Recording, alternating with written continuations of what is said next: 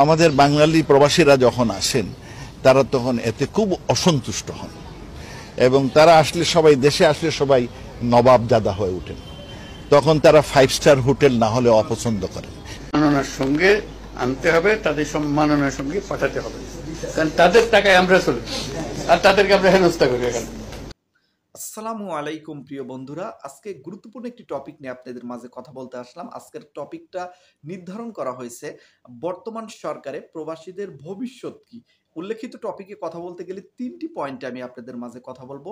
ধৈর্য ধরে পুরো ভিডিওটা অবশ্যই দেখবেন। 1 নম্বর পয়েন্টে কথা বলবো আপনাদের মাঝে, সেটা হচ্ছে বর্তমান যে সরকার ডক্টর ইউনূস সরকার এবং পূর্বের সরকার মানে শেখ হাসিনা সরকার যে চলে গেছেন, এই দুই সরকারের ভিতরে পার্থক্য কি এবং প্রবাসীদের জন্য আসলে কোন সরকার উপযোগী। 2 নম্বর পয়েন্টে কথা বলবো হচ্ছে ডক্টর ইউনূস সরকার প্রবাসীদের নিয়ে কি কি পরিকল্পনা আছে। আর 3 নম্বর পয়েন্টে কথা বলবো হলো ডক্টর ইউনূস সরকার কি আসলে প্রবাসী বান্ধব সরকার, নাকি যা বলতেছে শুধুমাত্র মন রক্ষা করার জন্য বলতেছে প্রবাসীদের, এটা ভবিষ্যৎ আর পূর্ণ হবে না। তো এরকম 3টি নির্দিষ্ট পয়েন্ট নিয়ে আমি আপনাদের মাঝে কথা বলতে যাচ্ছি। তো খুবই গুরুত্বপূর্ণ আলোচনা। প্রথমে 1 নম্বর পয়েন্টে শুরু করতেছি। 1 নম্বর পয়েন্ট হচ্ছে 1 নম্বর পয়েন্ট সেটা হচ্ছে বর্তমান সরকার প্রবাসীদের জন্য ভালো নাকি পূর্বের সরকার ভালো ছিল। আমরা প্রমাণ সহকারে কথা বলবো। চলুন কিছু প্রমাণ আমরা এখানে আপনাদের জন্য দিয়ে দিচ্ছি। বর্তমান সরকার এবং পূর্বের সরকারের মধ্যে পার্থক্য কতটুকু একটু সামান্য ভিডিওতে একটু দেখে আসি, চলুন। আমাদের বাঙালি প্রবাসীরা যখন আসেন তারা তখন এতে খুব অসন্তুষ্ট হন এবং তারা আসলে সবাই দেশে আসলে সবাই নবাবজাদা হয়ে ওঠেন। তখন তারা 5 স্টার হোটেল না হলে অপছন্দ করেন। সম্মাননার সঙ্গে আনতে হবে, তাদের সম্মাননার সঙ্গে পাঠাতে হবে, কারণ তাদের টাকায় আমরা চলি আর তাদেরকে আমরা হেনস্থা করি। এখানে যেন সে অপরাধ করছে, বিমানবন্দরে আসছে যেন চোর। আমি করলাম তোমার জন্য টাকা রোজগার, তুমি আবার এখানে চোরের মতো ব্যবহার করে, আমি যেন চোর, আসামি, আমার সবকিছু ভুল। এটা কেন হবে?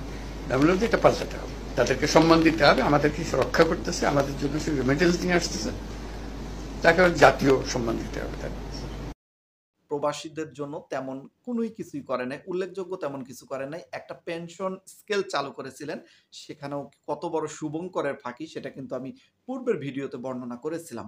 তো সেটা হচ্ছে নামমাত্র পেনশন, মানে আপনি টাকা দেবেন, সেই টাকায় আপনাকে মানে ব্যাংকে যেরকম জমালে ভবিষ্যতে পাওয়া যায় ঠিক সেরকম মানে স্কেল, প্রবাসী স্কেল যেটা চালু করেছিলেন, আপনি টাকা জমা দেবেন, সেই টাকা আবার আপনাকে বৃদ্ধ বয়সে দেওয়া হবে। খুবই জঘন্য একটা নীতি, খুবই বর্বর একটা নীতি বলা যায়, মানে কইয়ের তেলদা কই ভাজা আর কি। প্রবাসীদের জন্য এতে কোনো বেনিফিট হতো না। তো 2 নম্বরে প্রবাসীরা পূর্বের সরকারের কাছে দাবি করেছিলেন যে এয়ারপোর্টের যে সমস্যাগুলো, এয়ারপোর্টের নিরাপত্তা নিয়ে কিন্তু বারবার পূর্বের সরকারের কাছে আমরা বলেছি। এমনকি অনেক মিডিয়াও বলেছে পূর্বের সরকারের কাছে। যদিও পূর্বে যে সরকার ছিল সৌরসার সরকার, যার কারণে তাদের বিরুদ্ধে বা তাদের কাছে দাবি জানানো ছিল খুবই কঠিন। মানে তাদের বিপক্ষে কথা বললেই তো ধরে নিয়ে যেত, গুম করে দিত। ডিজিটাল নিরাপত্তা আইন তৈরি করে তো সবাইকে মুখ বন্ধ করে দিয়েছিল। আমরা মিডিয়াতে যারা কাজ করি তেমন কোনো কথাই বলতে পারিনি। যারা বাংলাদেশের সাংবাদিকরা ছিল প্রত্যেকটা টিভি চ্যানেল থেকে শুরু করে আজ হয়তো নিরপেক্ষভাবে কথা বলতেছে, কিন্তু সেই সময় কিন্তু সরকারের চামচামি ছাড়া টেকেনি। সেটার প্রমাণ হচ্ছে দিগন্ত টেলিভিশন এবং ইসলামিক টেলিভিশন। যেদিন শাপলা চত্বরে হামলা হয় সেদিন কিন্তু এই দুটি চ্যানেল বন্ধ করে দেওয়া হয়েছিল তারা লাইভ প্রচার করার কারণে। তো আপনারা বুঝতেই পারছেন যে পূর্বের সরকার কাছে দাবি জানানো কতটা কঠিন ছিল।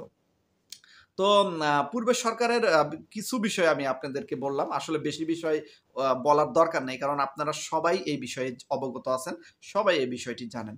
তো বর্তমান সরকারের বিষয়টি আপনাদের জানানো দরকার। বর্তমান সরকারের অনেক বিষয় আপনারা জানেন না বা অনেক বিষয় এখন পর্যন্ত বুঝতেও পারেননি, কারণ অল্প দিন হলো বর্তমান সরকার এসেছে, মাত্র 1 মাস পার হলো। তো প্রিয় বন্ধুরা, বর্তমান সরকার প্রবাসী বান্ধব সরকার হবে কিনা সেটা ভবিষ্যতই বলে দেবে। তো এখন বর্তমান সরকারের কাজগুলো কি আমি গত ভিডিওতে কিন্তু তুলে ধরেছিলাম যে এই কাজ হয়েছে। তারপর এখানে সংক্ষিপ্তভাবে বলে দিচ্ছি, যেহেতু বর্তমান সরকার এবং পূর্বের সরকারের ভিতরে পার্থক্য বলতেছি। বর্তমান সরকার হচ্ছে দেখেন এখানে এয়ারপোর্টের কাজটা কিন্তু সলভ করে ফেলেছে, যেটা বিগত 16 বছর আমরা দাবি জানিয়েও কিন্তু বারবার ব্যর্থ হয়েছি। কিন্তু বর্তমান সরকার আলহামদুলিল্লাহ যে এটা খুব অল্প সময়ের মধ্যেই এটা একটা পার্থক্য করে দিয়েছে। তো বর্তমান সরকার কিন্তু আরো অনেক কিছু নিয়ে কাজ চলতেছে। যেমন আগের যে পেনশন স্কিলটা ছিল সেটাকে বাতিল করে নতুন করে পেনশন স্কিল নিয়ে আলোচনা কিন্তু চলতেছে। এটা কিন্তু আলোচনা চলতেছে। আপনারা হয়তো অনেকেই জানেন না, এই বিষয়গুলো তথ্য রাখেন না, খোঁজখবর রাখেন না। যদি আপনাদের সরকারের ঊর্ধ্বতন কর্মকর্তাদের কাছাকাছি কোনো লোক থেকে থাকে, এই বিষয়গুলো তাদের থেকে জেনে নিতে পারবেন। কারণ অনেক বিষয় নিয়ে কিন্তু মিটিং হয়, আলোচনা হয়। সব বিষয় কিন্তু সেভাবে প্রকাশ হয় না। তো এই বিষয়গুলো নিয়ে ভিতরে আলোচনা চলতেছে। যেহেতু সরকার মাত্র ১ মাস হলো এসেছেন, যার কারণে এটা সময় লাগবে পূরণ হতে। আমরা প্রবাসীরা কিন্তু এই দাবি আ সরকারের কাছে ১ম থেকেই দিয়ে আসতেছি এবং জোরালোভাবে কিন্তু আমরা এই সরকারের কাছে দাবিগুলো জানাতে পারতেছি। কারণ এখন বাংলাদেশের নিরপেক্ষ ভাবে কথা বলা যাচ্ছে, গণতান্ত্রিক পরিবেশ তৈরি হয়েছে। আমরা এখন মন খুলে দাবি জানাতে পারছি বা কথা বলতে পারছি। যার মতামত আমরা পেশ করতে পারছি। তো প্রিয় বন্ধুরা, আমরা পেনশন বিষয়টি নিয়ে খুবই জোর দিচ্ছি এবং পেনশন বিষয়টি নিয়ে প্রবাসী যারা আছেন এবং দেশে যারা আছেন তারা প্রত্যেকটা মানুষই জোর দিচ্ছেন। এমনকি দেশে যারা শিক্ষক সমাজ আছেন, যারা পেনশন পান তারাও কিন্তু এই বিষয়টা আমাদের সাথে একমত পেশ করেছেন এবং আ সে এই বিষয়গুলো নিয়ে কিন্তু কথা বলেছেন। তো প্রিয় বন্ধুরা, এই হলো ২ নাম্বার পয়েন্টের ১ নাম্বার পয়েন্টের অবস্থা। তো বোঝাই যাচ্ছে যে বর্তমান সরকার কিন্তু পূর্বের সরকার থেকে যথেষ্ট এগিয়ে রয়েছে। তো তারপরে যে ২ নম্বর পয়েন্টে আমি কথা বলব সেটা হচ্ছে বর্তমান সরকারের পরিকল্পনা কি প্রবাসীদের নিয়ে? দেখুন, বর্তমান সরকারের পরিকল্পনা কি এই বিষয়টি নিয়ে কিন্তু খুবই সুন্দর ডক্টর ইউনূস স্যার বক্তব্য দিয়েছিলেন। Clear cut. এই বক্তব্যগুলো কিন্তু আগেও প্রচার করেছি। যার কারণে এখন দেখানোর প্রয়োজন মনে করতেছি না। কারণ সবাই আপনারা জানেন। সেটা হচ্ছে বর্তমান সরকার চায় যে প্রবাসীদের সম্মান দিতে, প্রবাসীরা যে কাজ করে দেশের জন্য সেটাকে মূল্যায়ন করতে চায় এবং বর্তমান সরকার মনে করে যে প্রবাসীরা টাকা পয়সা ইনকাম করে দেশকে দেয় এবং দেশ সেই টাকা দেয় পরিচালিত হয়।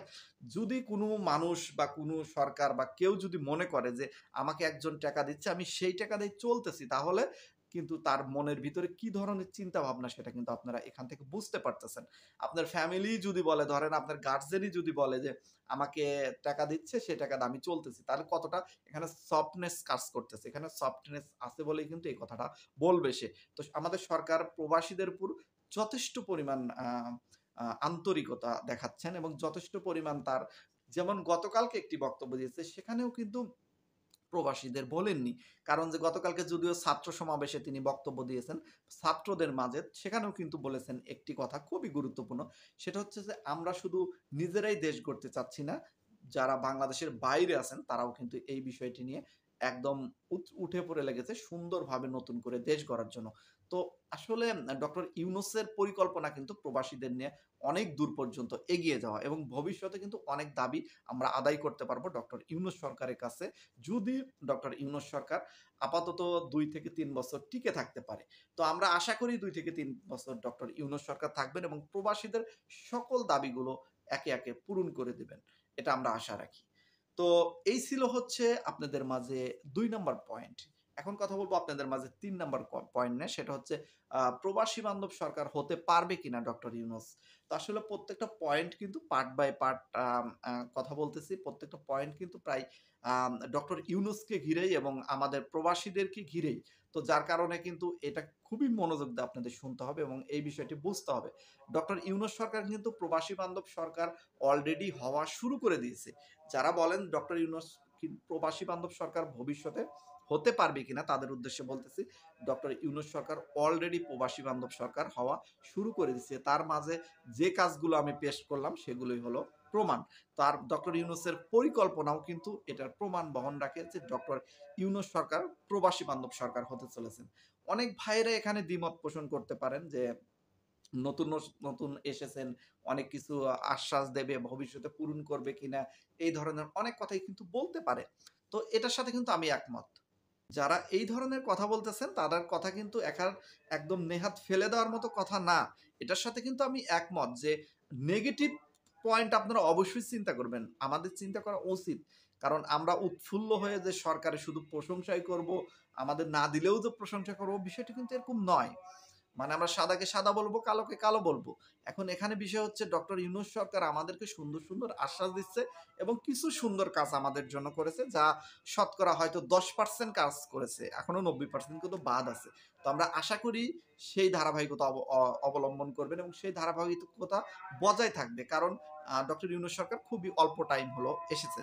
তো এর ভিতরে আমরা সমালোচনা কিন্তু অবশ্যই করব, আর যারা এই ধরনের কমেন্ট করতেছেন নেগেটিভ কমেন্ট, তাদেরকেও আমি সাধুবাদ জানাই, কারণ যে আপনারা অবশ্যই এই ধরনের কমেন্ট করবেন, মানে এই ধরনের আলোচনারও প্রয়োজন আছে। ডক্টর ইউনূস সরকার যদি ভবিষ্যতে প্রবাসীদের জন্য কোনো কাজ না করে, যদি প্রথম মানে আসলো এখন এসে অন্য সরকারের মতোই যদি তারা বিহেভ করে, সেই ক্ষেত্রে কিন্তু আমরা এটার ব্যবস্থা নেব। কারণ কি, আমরা কিন্তু আগের মতো আর নেই। একটা বিষয় কান খুলে শুনে রাখবেন, আগের সরকার আমাদেরকে বাধ্য রেখেছিলেন চুপ থাকতে। আগের সরকার কি বলতো, আমরা রেমিটেন্স পাঠাবো না এই কথা বললে কি বলতো, যে তাহলে কি করবে, দেশের নানান রকম সমস্যার কথা বলতো, এমনকি আমাদের পাসপোর্ট রেনু করবে না এইগুলো হুমকি দিত। মানে হুমকি দিত, কিন্তু এগুলো ভিডিও কিন্তু অহরহ আছে, আপনারা অনেক ভিডিও দেখেছেন, যার কারণে এখানে এইগুলো বিষয় না আপাতত প্রমাণ পেস্ট করে সময় নষ্ট করতে চাচ্ছি না, কারণ আপনাদের এগুলো জানা বিষয়। আর পলকও কিন্তু এই বিষয়গুলো না আমাদের থ্রেট দিয়েছিলেন, যে আমরা যদি ঠিক মতো রেমিটেন্স ব্যাংকের মাধ্যমে না পাঠাই, সেক্ষেত্রে কিন্তু আমাদের নানা রকম সমস্যা হবে। এবং সংসদে এক কুখ্যাত এমপি, উনি মন্ত্রী কিনা আওয়ামী লীগের এটা আমি জানি না, আমি এমপি বলি, সেই কুখ্যাত এমপি বলেছিলেন যে প্রবাসীরা যারা পাসপোর্ট রেনিউ করবেন, তাদের প্রতিটা পাসপোর্ট রেনিউ করার আগে দেখতে হবে যে ওই প্রবাসীরা আসলে রেমিটেন্স কি পরিমাণ পাঠিয়েছেন, সঠিক পথে পাঠিয়েছেন কিনা। সঠিক পথে না পাঠালে তাকে পাসপোর্ট রেনিউ করা হবে না। এবং পাসপোর্ট রেনিউ করতে হলে, পাসপোর্ট যে বাংলাদেশের যে পাসপোর্ট সে ধারী, এর জন্য নাকি প্রতি মাসে মাসে তাকে পে করতে হবে কিছু অ্যামাউন্ট। তো এই ধরনের একটা বক্তব্য কিন্তু ভাইরাল হয়েছিল এবং এইগুলো বিষয় নিয়ে কিন্তু আমরা তীব্র প্রতিবাদ জানিয়েছিলাম। তো এইগুলো বিষয় কিন্তু খুবই খারাপ লক্ষণ। এইগুলো বিষয় যদি এখন বর্তমান কোনো সরকার এসে আমাদেরকে হুমকি দেয়, তাহলে কিন্তু আমরা সাথে সাথে রেমিটেন্স শাটডাউন করে দেব। এটা কিন্তু কেউ পারবে না। আর আমরা কিন্তু এখন বুঝে গেছি যে কিভাবে দাবি আদায় করতে হয়। কারণ যে এই যে আমাদের যে সরকার পতন হলো, স্বৈরাচার যে চলে গেল, পতন যে হলো, সেটার কিন্তু সবচেয়ে বেশি যারা ছাত্রদের পরে হক রাখে এবং সবচেয়ে বেশি যারা আন্দোলনে মানে একতা ছিল, সেটা হচ্ছে প্রবাসীরা। মানে ছাত্রদের পরেই যারা সবচেয়ে বেশি আন্দোলন করেছেন, সেটা হলো প্রবাসীরা। খালি প্রবাসীরা নিজের জীবনটা দিতে পারেনি, নিজের রক্তটা দিতে পারেনি, তাছাড়া কোনো অংশেই প্রবাসীরা কম ছিলেন না বাংলাদেশের আন্দোলনকারীর থেকে। কারণ এখান থেকে যতটুকু সম্ভব আমরা রেমিটেন্স শাটডাউন করে দিয়েছিলাম, নানা রকম আমরা প্রতিবাদমূলক ভিডিও করছি। যখন বাংলাদেশে নেট বন্ধ ছিল, যখন ইন্টারনেট অফ করে দেওয়া হয়েছিল, তখন কিন্তু আমরা সামাজিক যোগাযোগ মাধ্যমগুলোতে সর্বোচ্চ আমরা ভিডিও আপলোড করেছি এবং সর্বোচ্চ তথ্য ছড়িয়ে দিয়েছি। আমরা কিন্তু এই কাজগুলো করেছি। তো আন্দোলন চালু রেখেছিলাম, কিন্তু আমরা মাঝখানে কিন্তু অফ হয়ে গেছিল, কিন্তু চালু কিন্তু আমরা রেখেছিলাম প্রবাসীরা। তো সর্বোচ্চ আমরা চাইছি যে এই সরকারকে যেভাবে হোক এখান থেকে হটাতে হবে, এবং আমরা সফল হয়েছি, ছাত্ররা সফল হয়েছে। এই জন্য আমাদের ভবিষ্যৎ আশা করি অনেকটা ভালো হবে, উজ্জ্বল হবে। তো বর্তমান সরকারও আশা করি প্রবাসী বান্ধব হবে এবং প্রবাসীদের অবদান কখনোই ভুলবে না।